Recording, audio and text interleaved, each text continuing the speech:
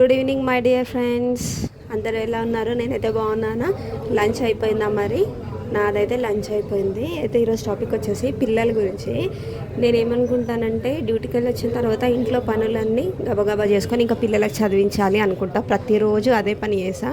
వాళ్ళు వచ్చేసరికి ఇంట్లో పనులన్నీ అయిపోగొట్టుకుంటా. అయిపోగొట్టుకొని ఫస్ట్ వాళ్ళు రాగానే వాళ్ళకి ఏమైనా స్నాక్స్ తింటారేమో అడుగుతా. స్నాక్స్ తింటారేమో అని అడిగితే తింటా అంటారు, ఒక్కొక్కసారి తినని అంటారు. ఫ్రెష్ అప్ అయ్యేసి మళ్ళీ ఒకసారి కూర్చుంటాను. ఖచ్చితంగా వాళ్ళ బుక్స్ ఓపెన్ చేసి కూర్చోవాలి. డైరీ ఓపెన్ చేయమంటా చేస్తారు.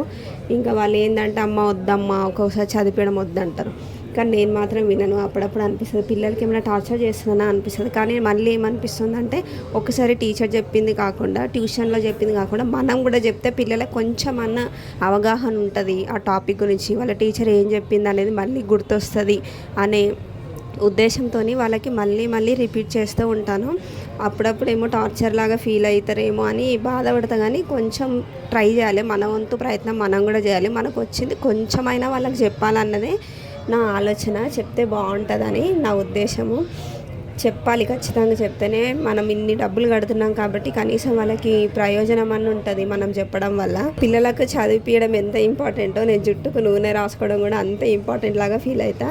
పిల్లలకి చదివించకుండా ఉండలేను, అలాగే జుట్టుకు నూనె రాయకుండా అస్సలు ఉండలేను. వీడియో నచ్చితే లైక్ చేయండి, సబ్స్క్రైబ్ చేసుకోవడం మర్చిపోకండి ప్లీజ్ అండి.